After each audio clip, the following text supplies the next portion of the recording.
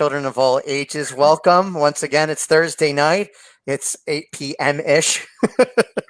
And welcome to Portraits of Faith. I am Father Rob Sinatra, and I am the pastor of St. Padre Pio Parish. And nobody's watching yet. So oh, thank God. well, no, we've got three people watching, and so we can do our introductions as necessary. More people will hop on as time goes on. I am blessed to have Kate Ryan join us this evening. Kate is a part of the Diocese of Trenton, right? Correct? Yeah. And she is the coordinator of youth and young adult ministries at St. Mary's Parish in Barnegat, New Jersey. And it's kind of funny. Kate and I met on a. Oh, hang on. Here we go. Danny says that. Dan! You met Dan on Our Fuel. Oh, okay. Great. Wonderful. Yeah. So, Kate and I had met on a confirmation retreat that we held here in Vineland a couple years ago, and in an act of desperation, Kate reached out to me last week while I was away and said, "I don't have anybody for Tuesday night for her talk Fuel," which we'll talk about that in a second. So it's Thursday afternoon. I have reached out to several people to try and get them to come on and be a guest on Portraits of Faith. I'm thinking I'm going to have to fly solo. And then I thought, wait a second. I know somebody who owes me a favor. So I messaged Kate and I'm like, Kate, can you help me, please? And she's like, Father, I'd be happy to. It's the least I can do. So Kate, thank you so much for joining us on the program tonight. Yeah, thanks for having me. No problem.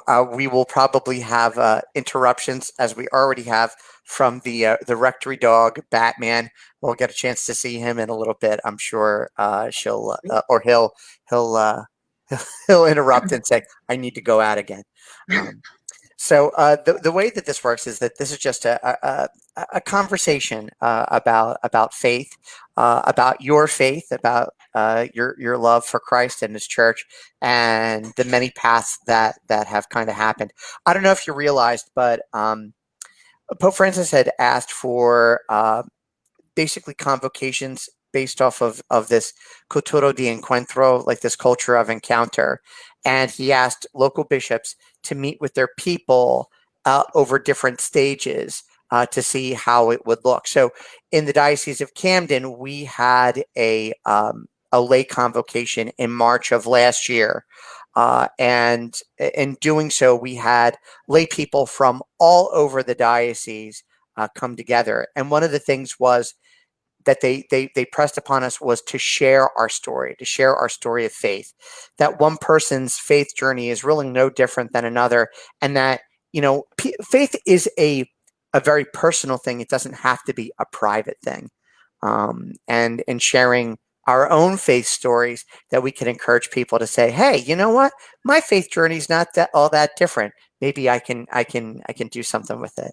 So that's the goal, and that's what we try to do here on Portraits of Faith every week. And thankfully, I've had a guest every week. So although the Holy Spirit was working overtime on this one, so Kate, why don't you? The first question I ask all of our guests is, what is your earliest memory of either your faith or your relationship with God or something to deal with church? What would that be? Yeah. So for me, I would say my earliest memory of God is really from the beginning. Just being raised Catholic and going to mass with my family, and it was very much a part of my family.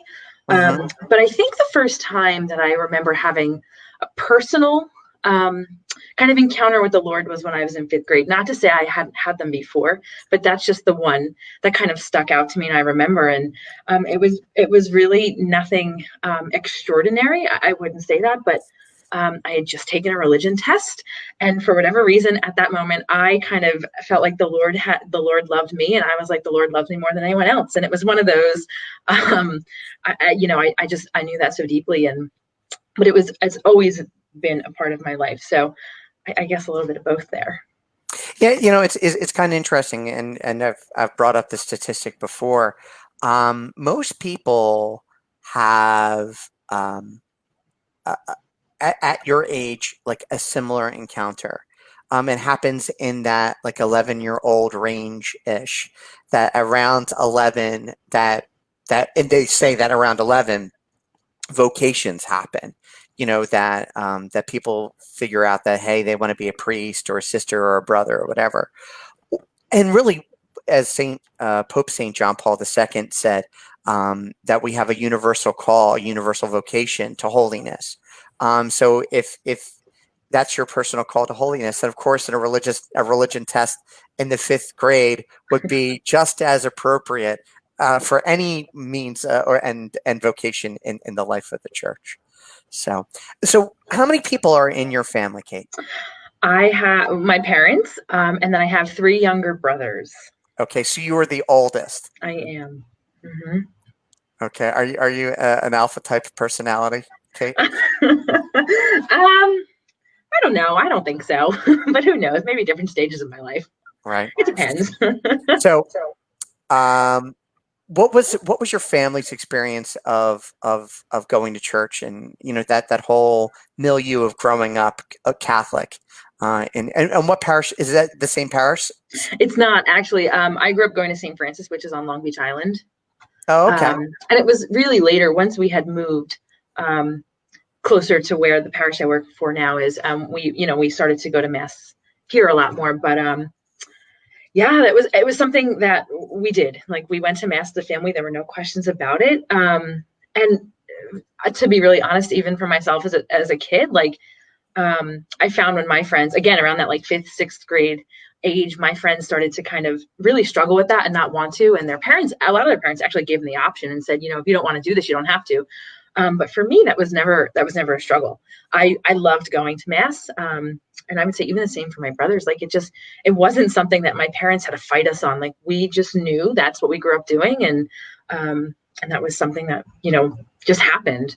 And we might get into it later, but as I got older, I think then that's where I kind of started to fight. Like, probably the high school age, I was like, ooh, I don't want to do this anymore. And then by the time I got to college, that looked really different. But yeah. So what were those high school years like? So I went to Catholic school from kindergarten all the way through college. So that has very much been a part of my life. Mm-hmm. But when I went to high school, that was the first time I wasn't far away from home, but I wasn't right around the corner like I used to be. And I was the oldest, so I was the first one in my family that experienced that. I was 25 minutes away from home, and I always, I really was the kind of person that just kind of got along with everybody and was okay. But for whatever reason in high school, I struggled with that a little bit. Like, I was a little more reserved and wasn't kind of willing to get to know people and put myself out there in that way. So I struggled with that, and I struggled with friendships and just trying to kind of maneuver what it was like to be in high school. And I think it sounds so silly, but one of those things was, when I was in grade school, they used to walk us from our classroom to our specials classroom. Like, we walked in a line, even up until 8th grade. And then when I got to high school and they sent us free in the hallways, like, that was a huge adjustment for me. So with all of those, like, really minor struggles, looking back, minor, but to me they were really big. I started to kind of feel alone in a lot of ways, and I kind of let that creep into my faith life. So yeah. Well, if you're struggling with relationships, and especially at that pivotal age, why wouldn't it be unusual that it would also lead itself sometimes to struggle with your relationship with God? Because those things are not mutually exclusive. That oftentimes, it's amazing. Like, you said in 5th grade that you realized that there was a God, right? And that He loved you. And it wasn't just like, oh, the Lord loves us and He wants us to be with Him forever in heaven. No. You're like, the Lord loves me. He loves me. Yeah, he loves you and you and you and you, but yeah, he loves me, and that you knew it, right? And so that's a relationship that you build, and as you enter into those the trailblazing kind of high school years, right? Trying to figure out and maneuver how things are, and you become, maybe you let a little bit of fear and anxiety creep in, right? And so you let fear and anxiety creep in with your relationship with God. It happens. It happens. Did that like manifest itself in any ways in terms of like going to church, or prayer, or Yeah. So I went to mass because again, like my family did that, so that was very normal. And I actually never even really talked to my family about those struggles. Like I kind of just did it on my own. But I had to go to religion classes, but my prayer life changed drastically. Like I wasn't praying. And I just really struggled in that. I stopped going to confession because it wasn't required. Like there were things that I was doing regularly that I stopped, and the only thing that I continued was going to mass, and that was because it was a family thing. Mhm. Okay, so you go to grade school in a Catholic school. You go to a Catholic high school. What Catholic high school did you go to, by the way? I went, sorry, people. I went to Mondon in Toms River. Oh, It's now Donovan Catholic, and yeah, okay. hmm And then where did you go to college? Chestnut Hill in Philadelphia. Okay. Now, did you want to go to a Catholic school? Were you forced to go to a Catholic college? Like, how did you pick Chestnut Hill? The Holy Spirit picked Chestnut Hill. Chestnut Hill was not. I didn't even want to look at Chestnut Hill. Actually, I had. It was so weird that I was choosing all the schools I looked at for college were Catholic schools, and here I was like in this. I had this like really kind of crazy relationship with the Lord and with my faith, and but yet I was looking at a Catholic school. I guess the whole idea of that was what I knew. There was a comfort in that. It was my whole life. That's what I knew, and it was small. Um, but I looked everywhere but Chestnut Hill, and my grade school principal at the time, she's the sister of St. Joseph, and they're affiliated with Chestnut Hill. That's their school. And so she had told me since I was a kid, she's like, "You're going to go to Chestnut Hill," and she just my whole life she let me know. And when I was looking at colleges, she called me and said, "Oh, did you look at Chestnut Hill?" And I said, "No, no, I don't want to." And she kind of kept calling me, and I finally just said to her, if I look at it, will you please stop calling me? And I figured it's only an hour. Did you actually say that? I did. Oh yeah, yeah. We have that kind of relationship. I did. I said to her, like, "Will you please stop calling me?" And she's like, "Yeah, just go look at it." And I figured, okay, it's about an hour and a half away. It won't hurt. It's a beautiful school. I'm not going to go there. Like I was so convinced I wasn't going there. So I told my mom, and we went and looked at it. And I remember being on the campus just for a few minutes, and something had shifted, like in my heart. And at the time, I thought I was going to go to Seton Hill in Greensburg, Pennsylvania, which was significantly farther away. But I looked at my mom on that visit to Chestnut Hill, and I was like, "Uh-oh, I've got a problem," And it was like, I think this is where I'm supposed to go. And it just happened. And I kind of took a leap of faith in that. And they didn't have what I wanted to study. At the time, I wanted to study art therapy. I wanted to get my degree in that. So I ended up, when I entered school, I went in kind of looking to do elementary education, which I left that pretty quick. So, yeah. Okay. So, all right. So what did you find there, other than another major, which I'm sure you'll tell us about soon enough? What did you find at Chestnut Hill?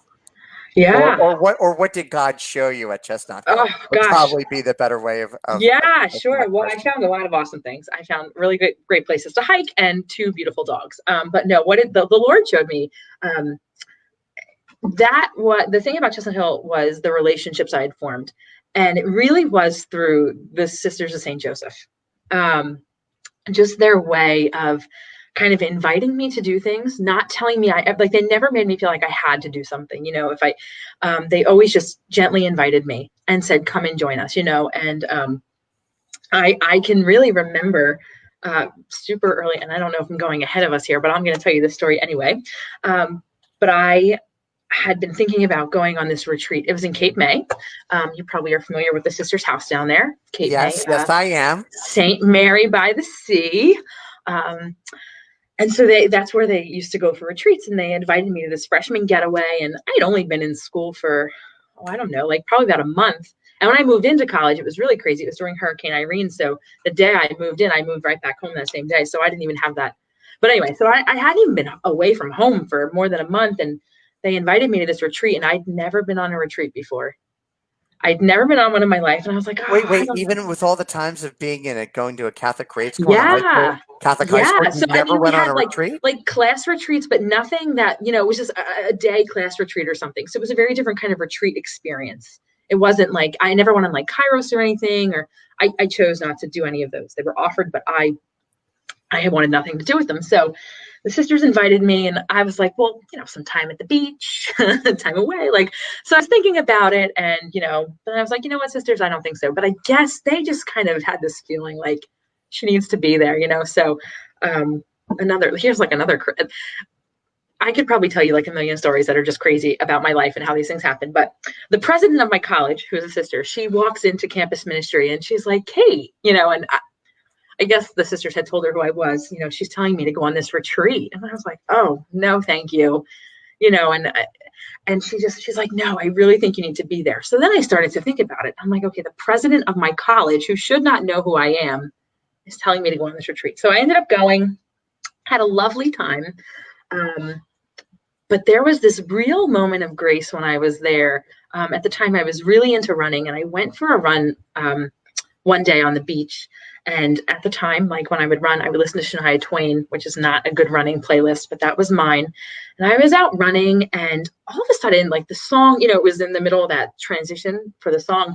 And this really slow, calm song came on, and it was Be Still by David Kaufman.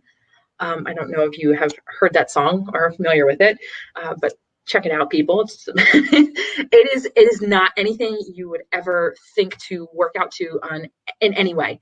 And I stopped, and it wasn't like I kind of stopped because I'm like, what is happening, and I started to like listen to the lyrics a little bit more. But not only had I physically stopped running at that point, that was really the moment when I think I had kind of, in a sense, stopped running from the Lord, and it wasn't like instantaneous where I was like, oh yeah, I'm back in the game here. But the Lord definitely had my attention at that moment, because how do you get David Kaufman from Shania Twain? I'll never know. I'll never understand. But that was a real significant. That's really when I had my reversion, I would say. Yeah, Be Still, David Kaufman. So, what are the lyrics of the song? It's it's you're gonna have to give me, like, I think it was Isaiah 46. I don't remember, but be still, my love, know that I am God. Be still, know that I'm here. It's I think it's Isaiah. I don't remember. I think it's Isaiah 46. We'll give it. We'll say it's I hope there's no biblical scholars on here. Well, I did my concentration in sacred scripture. You'd think I would know that, but I don't. That's all right. So it's okay. It's okay. Yeah. Now, I don't. I'm sure you've been asked this question 1,000 times. You have such a close relationship with the Sisters of Saint Joseph. Have you ever discerned? I did. Yeah, I did. And that's a whole nother crazy story. I did. When I was in college, I definitely started to kind of discern that. And I fell in love. I fell in love with kind of with them and with their charism and loving God and the dear neighbor and all that. And they were such a pivotal point in my faith journey. And they are some of my dearest friends to this day. But again, it was one of those things, like the Lord kind of worked me through that to see that is not what I'm called to. And can you share that story a little bit? Do you feel comfortable? Yeah, I don't want to impose. Sure. No. So I really thought that was it, because I think going from a place where when I was in high school, I would never consider myself an atheist, right? But like I was kind of like more of like an agnostic, I guess you would say, where I was really on the fence. Like my relationship with the Lord was just like shot. I didn't think there was any hope for that. So coming from that place to then get to this place where people like were starting to show me my worth in a different way and reminding me constantly that the Lord really did love me. While that was such a struggle for me prior to that time, for me, I was like, oh, this is definitely it. Like, this is what the Lord wants me to do, to be in community with these women, to help people feel this way. And I did everything with them, everything. And, as time went on, I would talk to the vocation director, and they kind of transitioned towards the end of my college years. They had switched roles, the sisters, but they helped me discern a lot more than just my vocation, which clearly is not to the Sisters St. Joseph. But that's okay, and so as I went through that, I remember getting ready to graduate and saying to one of the sisters, I'm like, your life is going to stay the same, right? I'm going to move back home to New Jersey. Everything's going to change for me, but you all have each other. And like, I'm one person that's leaving you. And I felt like me as the one person, I'm leaving all of them, right? And she was like, she just reminded me, if it's meant to be, it's going to happen, you'll be back. And we remained in touch, but it wasn't something, for whatever reason, I just kind of left that idea of religious life. It just kind of slowly went away. And then as time went on, I started to kind of discern with a few other communities. But yeah, I don't know if that answers your question or not. Right. So are you still in discernment with religious communities at the moment, or no? I am not. Praise God. And they're probably thinking this. I am not. And that is something that I'm really very very comfortable with right now. Like it feels really, this feels like the right thing. So yeah. Cool. Good stuff. Good stuff. Hey, Yeah. Remember, everybody's like, the guys sometimes put so much pressure on themselves just to put in the seminary milieu, that there's a pressure once you go in that, well, what if it doesn't work out? What if I leave? Right? What if, there's always that, oh my gosh, you went to the seminary and he's not going to be a priest. Like, oh, right. So, but what we talk about it is that even a short time in the seminary, a short time in discernment can help you, if you leave, be a good whatever comes next. Mm-hmm. There were 3 guys in the seminary that had the same birthday as myself, Father Mark Capizzi, and now Father James Watson. James originally studied for the Archdiocese of Philadelphia. He was a computer guy from Temple University. Came in a little bit on the older end, not super old, but he's like, well, you know what? Diocesan life is not for me. And now he joined the Franciscans, and he was a brother for a while, and then he was finally, like, I think 2 years ago, ordained a priest. And he's like, that's the path for me. So like it's all topsy-turvy. Sometimes you go into the seminary to come out of it. Sometimes you enter into discernment to a religious community to come out of it, to take something important, an important lesson. Maybe it was to build yourself back up. It seems like you had lost yourself in many different ways. Maybe it was to help remind you of that girl in 5th grade whom the Lord loved very, very much, and realized that she loved him too, and to get back to that. Even though you at that point were in your 20s, so, but that could be something that's pretty important in your own faith journey. So Yeah. that's pretty awesome. So you wanted to deal with art therapy. They didn't have that major. You entered in as an elementary ed. Now, was it elementary ed and something else, or is just elementary education? It's elementary ed. Mm-hmm. Okay. All right. Mm-hmm. And you quickly left that. So what did you end up with? Yeah. So then I was undecided. I was actually undeclared until I was a junior. And the dean of students was like, you need to make a decision. Like, you should have done this last year, and they were really pushing me. And I had thought about, I was like, maybe I'll go into biology and then I can work with animals. Maybe I'll go into English lit. Like, I like to write. And I really wanted to be a religious studies major. And that wasn't offered at the college. You would think Catholic college. Wait. Yeah. There's a Catholic college? No offense, because we had the Sisters of St. Joseph here in this parish for many, many years. And wait, do they have a theology degree? No. I mean, I have my minor in religious studies, but not as, now people have done it, but they've done it like on their own track. And I was kind of too far gone for that. But yeah, I don't know I'll totally ever understand. And sisters, if you're watching this, I still love you. Sorry. I mean, it's just reality. I don't mean to be pejorative by any stretch of the No, imagination. no. So that was really actually what I thought I had wanted to do. I ended up getting my degree in human services, and I have a minor in religious studies. Okay. So, but yeah, I just kind of tossed it around for a while, and at that point, as a junior, I was like, all right, how do I get out of here? So I'm not going to have a ton more debt than I already do. But how do I get out of here? How do I get something that's going to kind of get me going in the real world? That's pretty, like human services is pretty broad. I could go in a few different directions with that. And I was right on track with my credits, so it kind of all just worked out. And again, it was one of those things where I was like, it just seemed like the best option at that time. Hmm. Okay. So, and how did you weave your faith into that? I mean, you had the minor in religious studies, of course. Mm-hmm. Um, so how did it manifest itself once you left school? Yeah. So when I mean, I had no idea what I was going to do after I left. And it's actually rather, again, here we go, another funny story for you. But I had interned in youth ministry when I was in college.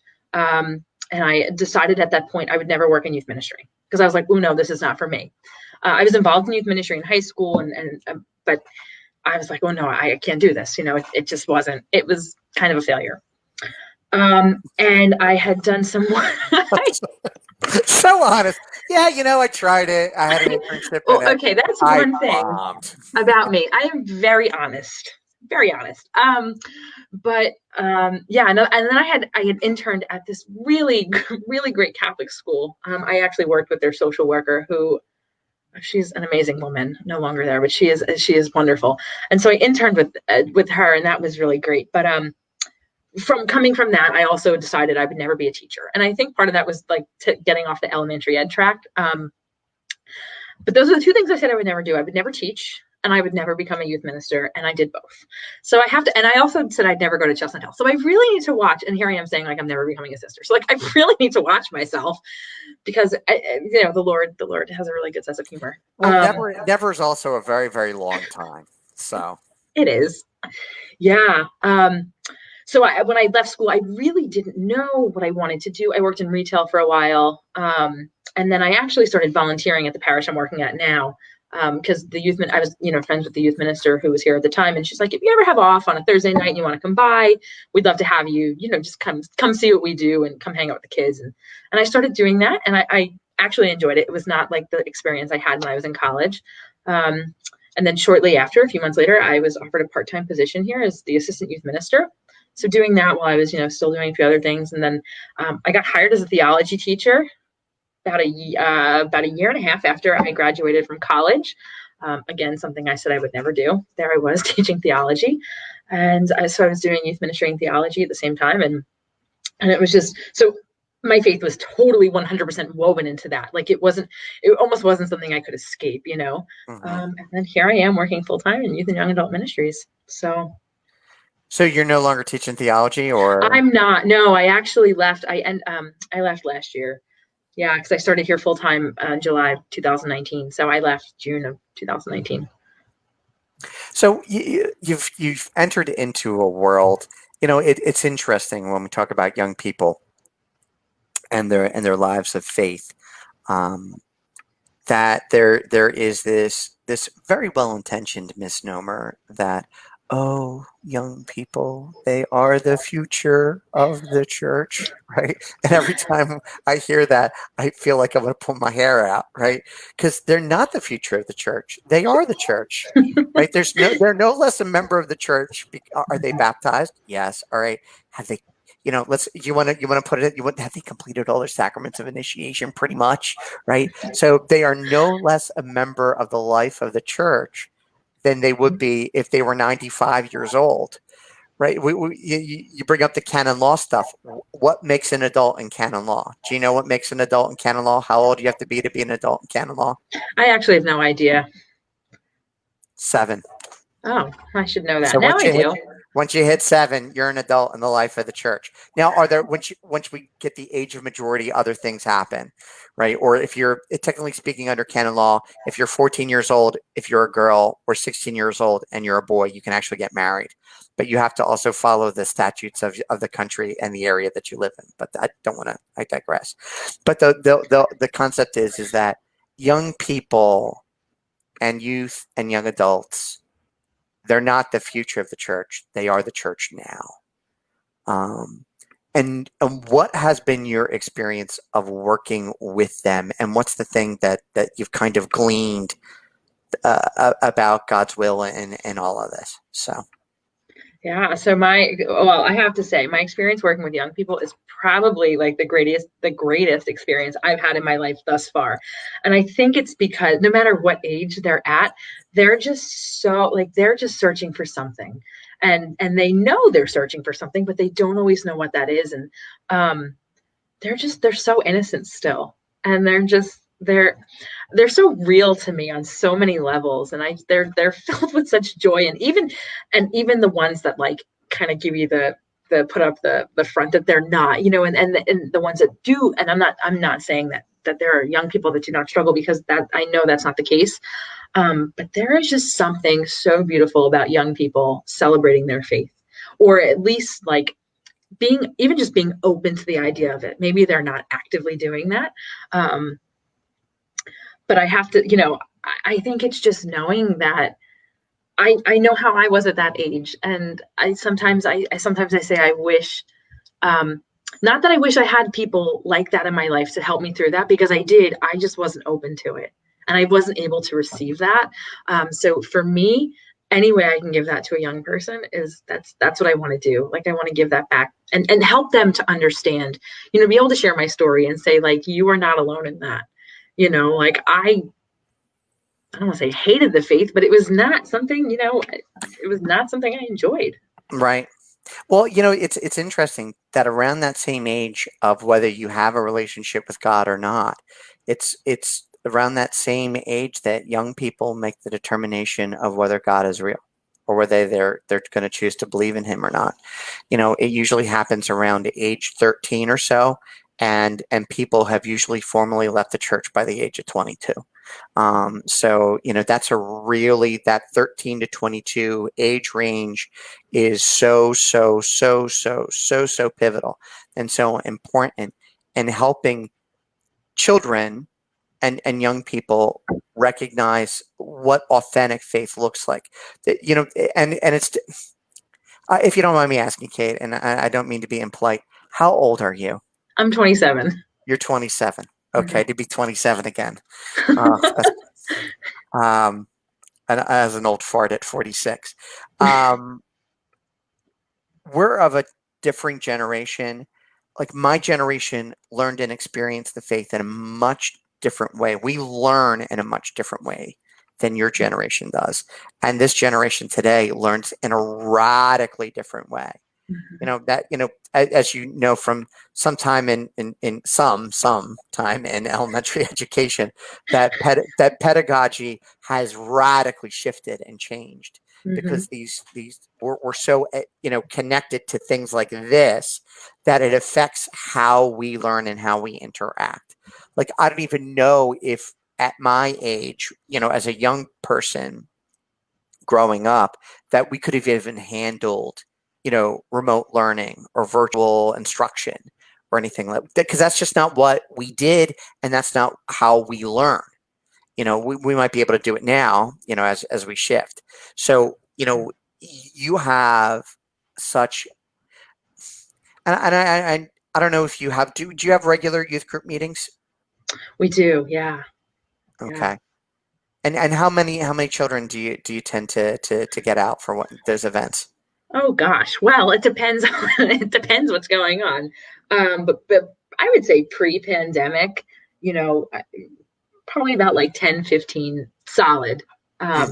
And then when I combine like my junior in high school, we'd have a few more for stuff like that. But then once the pandemic hit and we went virtual, the kids were coming in the beginning, which was really great. But then I think everybody just got really tired of the computer, and then we kind of just stopped doing the virtual meetings. And now we are starting to do some more stuff like in person, social distancing outside, and so hopefully that'll kind of take off a little bit.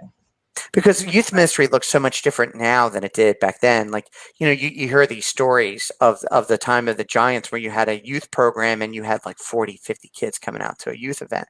That's not how kids interact anymore. You know, not to say that they're it's a bad thing, but youth ministry has to be done much differently, I think, in my opinion. So how do you approach it? How do you approach that?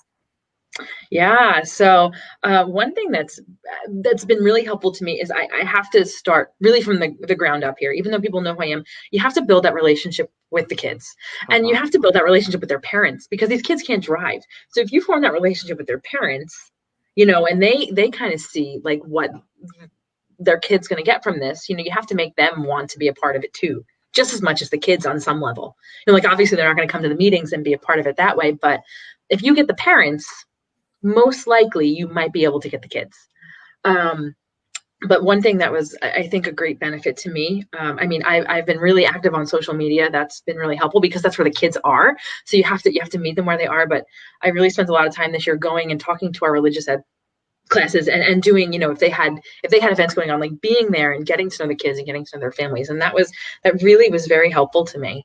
And even if those kids weren't coming to youth group, even if I saw them at mass, being able to just talk to them and have a conversation like that made a world of difference. So Hmm. yeah. It's all based off of personal relationship, and helping them learn that they have that same personal relationship, not just with you, but also with God. And it's also your authenticity, your realness, right? Kids today have a very strong detector for the odor that comes from the feces of male cattle, right? They have to say it without cursing, right? So they can see when and tell when things and relationships are authentic. So if you have an authentic relationship with them, and they see that your relationship with our Lord is authentic, then it's really, the distributive property, that that you can figure out the equation, and help them get to that relationship with God. So Yeah, because I mean, what's the goal? To get to heaven and to help right, everybody exactly. with that's the goal. That's what we're Mhm. doing. So yeah. So what do you think is the greatest joy of the work? Like, what's the greatest joy of the work, do you think? Well, can I just tell you a funny story first? Sure, Which go ahead. actually, and for all of my St. Mary's fans out there, you're gonna love this one. The greatest joy is finding really unique ways to evangelize, I think. And my favorite way to evangelize is through the gift of donuts. The gift of donuts, please Yes, donuts. Yes, speak like more. it's all about growing in holiness. And I know that, if anybody's watching this that knows what growing in holiness is, look at it. I took donuts and started to evangelize in a very strange way. And it was I don't know, I was never someone that liked donuts. And one day at the office, we had donuts, and I was trying to be funny. And I took a picture of myself eating this donut. And I was like growing in holiness, but like holiness was HOLE, like Hmm. INESS, but I meant like holiness, heaven, holiness. And, and I was like, yeah, like all around, like if I keep eating donuts, whatever. And from that point on, I was really just trying to be like a smart aleck. From that point on, I mean, donuts showed up everywhere. It was on everybody's clothing. I started bringing donuts to work all the time. You can ask the ladies I work with. We had donuts probably once a week. I don't know. Everywhere I went, I dog sit. This dog had like squeaky donuts. I mean, there were donuts everywhere, the, everywhere. the donut And is your rose. yeah, yeah, delicious.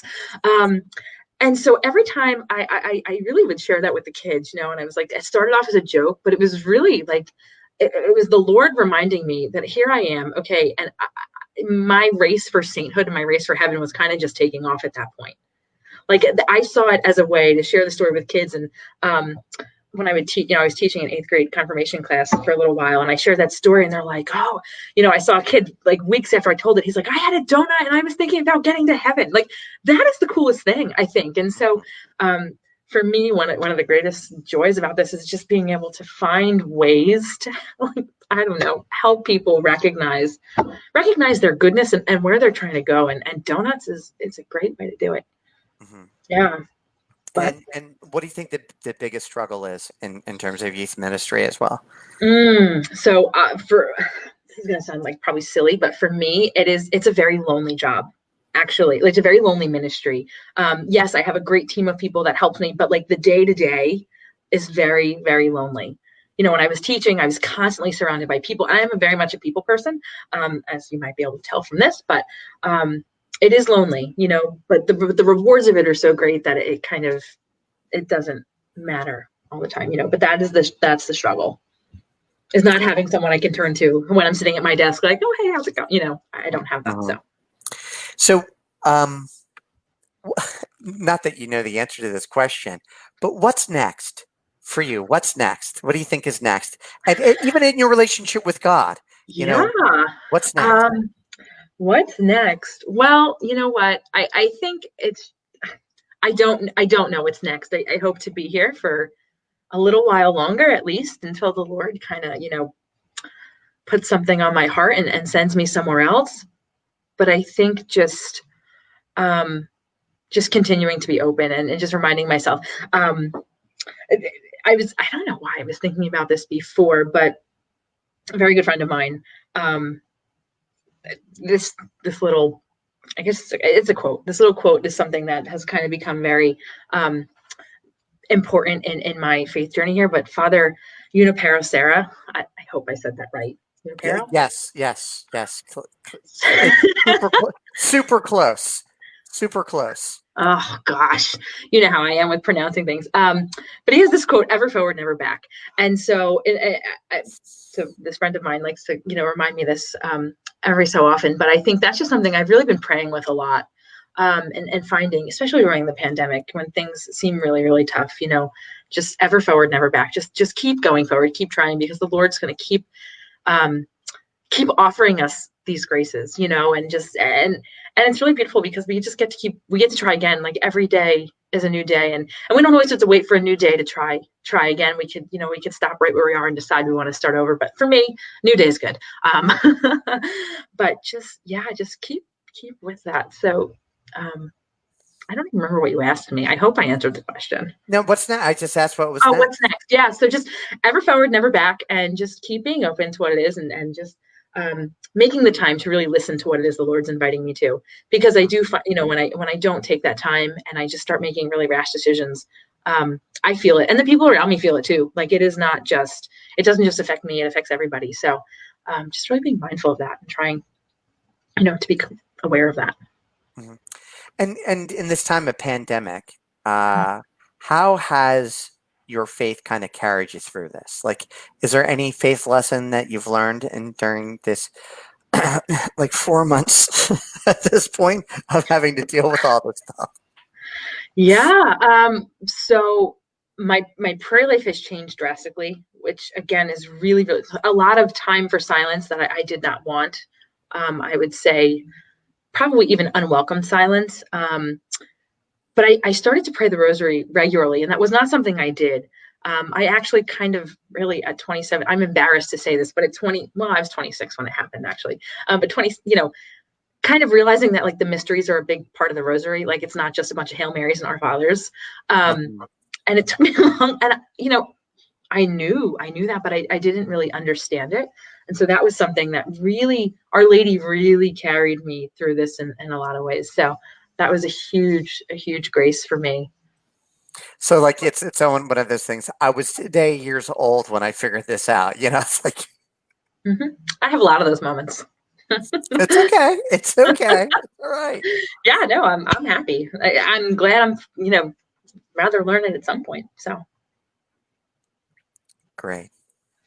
So I guess at this point, we have a little bit of time left. So we open it up to questions if anybody has them. So if anybody has any questions for Kate or comments, it seems like her fan club is in the house. By the way, I love these people. Somebody from England is watching. Oh, sweet. So we at times have had somebody from one of our parishioners related to someone who's related to one of our parishioners. She's currently living in Australia. Oftentimes, I love Australia. I mean, I've So, never been, but I want to be. I want to go. oh, it's pretty. It's a neat place. I've been there once, so Oh, I have to actually go back. I was there for World Youth Day, so I have oh, to go back and see the country. So I mhm. haven't done that yet. Yeah, Um, so, but cool. if anybody has any questions for Kate, any comments, anybody want to give her a donut, Yeah, all these things. and it's okay. You could just every time you eat a donut, just pray. Just pray. One step closer to heaven. That's it. That's so funny. Donuts. I don't know if I should say something to you. Like just sit here. No, we'll wait and see if something comes up. And that's it. That's really okay.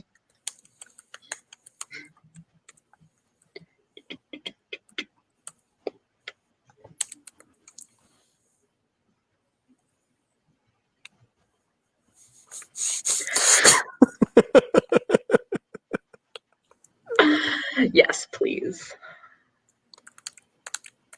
We're big fans of the glazed donuts, blueberry donuts,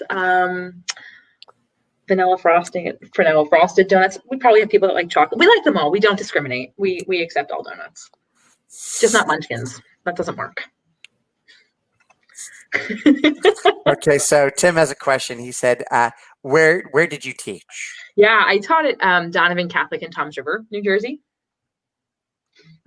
And I So they taught. changed the name. They changed the name. They What was? did, yeah. And you know what? I really should know this, but I don't. I don't remember what year. I think my brother Brendan was a student there at the time when they changed the name, and they did that for a few different reasons.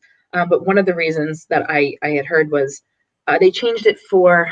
Well, let me get this right. The 50th anniversary, I believe, is when I think around that time is when they changed it.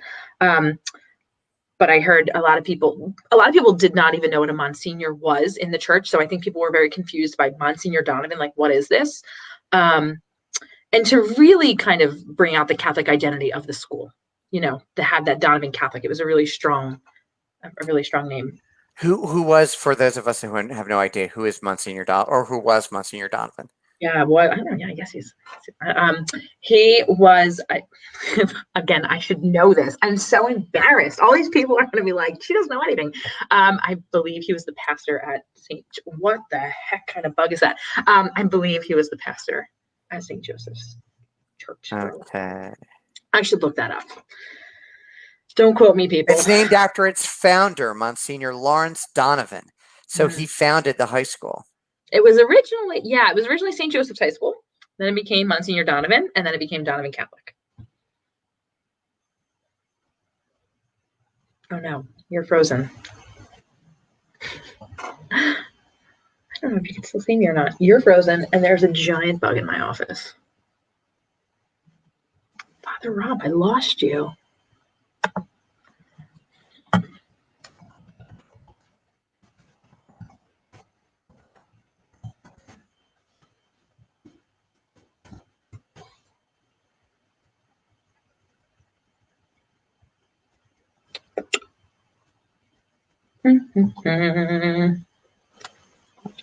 Sit here.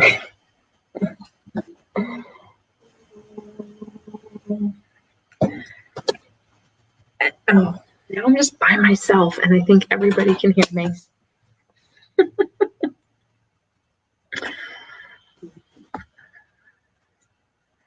Oh boy. Let's see what this little button does.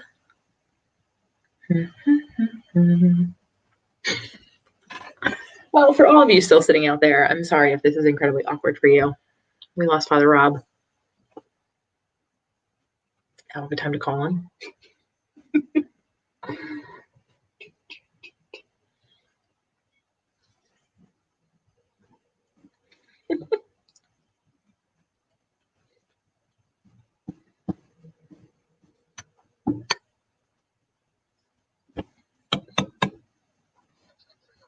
Oh, it's okay. It looks like I'm still live, so I don't know if I should, because it says you're in. Okay, I'll just, should I say anything to anybody? Like everybody? All right. Okay, got it. No problem. St. Isidore say they'll pray for us. Peace. Oh, I just hung up on him. So for all of you that are still watching this, Father Rob is trying to get back on. That was who I was on the phone with. So if you could all kind of reach out to our man, Saint Isidore of Sayville. He's the patron saint of technology, computers, and all that good stuff. So I pray to him often. So if you could just kind of chuck a prayer up to him, that would be helpful. Father Rob told me to tell you a story. I don't really know what story to tell you. Most of them are embarrassing. Somebody should text me. Somebody that's watching this, because I know there's a handful of you. Text me and tell me what story to tell. Talk about donuts. We've talked about how I got to Chestnut Hill. A funny story. I could tell you about the time I was on a retreat with a bunch of high school kids. I'll tell you this story. It's funny, and it has nothing to do with what we're talking about. But until he gets here, oh, he's back. Thank God. I was just about to tell the toilet paper story. Okay, so here's what happened. I think the router just went kablooey. I guess it had to be reset. So I had to switch. I thought getting closer would help, and it didn't. So I probably have to reset that router eventually. So, but tell me the toilet paper story. What's the toilet paper story? So for those that were listening, and you know what, it is appropriate considering, you know, that we have a toilet paper shortage right now. Again. Right. I know, it's kind of crazy. But I was actually, I was working here part-time. I was the assistant youth minister, and we had taken a group of kids from our little, we made our own kind of cohort, and it was a few different parishes. We took them on retreat. And when I was in college, I did this. And so I thought it would be funny to do with the kids. But we did, when we were in college, we used to do tasks on retreats. And mine one year was to hide all the toilet paper in the house. And if you know anything about St. Mary by the Sea, there are 9,862 bathrooms, and they have a lot of toilet paper. They have toilet paper on the roll, 50 under the sink, 20 lined up on the back. They have toilet paper everywhere. And so my job was to hide it all. So I had to and I had to go in all the closets where they had boxes and boxes. And so I took all the toilet paper and I hid it in my room. And, you know, someone was like, sisters, there's no toilet paper. And I'm, so right away they were like, Kate, Ryan, where's the toilet paper? Anyway, we took a group of high school kids, and I thought I would do the same thing. I thought I was being funny. No one else seemed to think it was funny. I mean, the kids did, but the youth ministers did not think it was funny. And nobody has ever let me forget that I often hide the toilet paper. So I'm not the one that's taking it all out of the stores, but yeah, that's the toilet Kate paper. Ryan, toilet paper thief. I have shared a lot of things on here that, gosh, I probably shouldn't have told you all these things tonight. No, it's all right. That's fine. It's totally okay. This was great. This is one of, not saying that any of them were bad, but I've really enjoyed this. I've really enjoyed our time. Yeah. So Kate, when I came on last week, she's like, I have to make it a point that we have to become friends. So I think this has solidified that. I think so. So we'll have to figure stuff out. Yeah. So that's good. That's good. So any other questions? That's so funny. Anybody know where, but the other thing that's hard to find, distilled water, although distilled water is hard to find even when you're not in the midst of a pandemic. Sure. Because I have a CPAP machine. I have sleep apnea, so I have to use it all the time. Oh, so yeah. It's hard to get that, rocking and rolling. So I have 2 bottles of purified water that I'm going to use. And no, not purified, just spring water. Somebody found me 2 gallons of it. Oh yeah. Oh, the router's dead. It's DEAD dead. So we have to restart it. So I'm looking at it now. It's got the big red world on it. It's like no internet for you. So I'm glad we were able to get that fixed. So, hey, do you have any big events coming up? Anything? Oh my gosh, we certainly do. If anybody is in the area, Saturday night we are having Christmas in July in the parking lot. So for the 7:30 to 8:30, we have Christmas music, Christmas cookies, candy canes, chocolate milk, because you can't have hot chocolate. It's too hot for that. Lots of red and green snacks. And then we're going to watch The Storm. Oh, outdoor. very nice. Yeah. So if you're in the Manahawkin area, 7:30, come on over to the Pines. Well, wonderful, Yeah. wonderful. That's great. That sounds awesome. That's awesome. In fact, we normally have a car show in July called Christmas in July as a bit of a fundraiser. But yeah, pandemics just have a way of just kiboshing so many different things. So Yeah. Yeah. We're finding that. Yeah, to be so. very true. So Well, Kate, thank you so much for joining us this evening. I really do appreciate it. Thank you. God bless you for bailing me out. So yeah, this has been wonderful. Thank you so very happy much. happy to. So thanks for having me. This was fun. We'll have to do it again sometime. You got it. All right. So I am Father Rob Sinatra. She is Kate Ryan. Thank you so much for joining us for Portraits of Faith, and we will be back next week. I got to start working tomorrow to find out who my next person is I going just to be. started mine for Tuesday because Dan Donlin, if you're still here, I don't have anyone yet. But I think I'm gonna get a 95-year-old sister from my college to do it. So Oh, pray that's for awesome. everyone, please pray. She used to be in the FBI. Like she's so cool. So please pray. I'm Okay, FaceTiming her tomorrow at 1 to kind of great, great, lock great. that in. All right. Well, God bless you guys, and we'll talk to you soon. Take care. Bye, Father.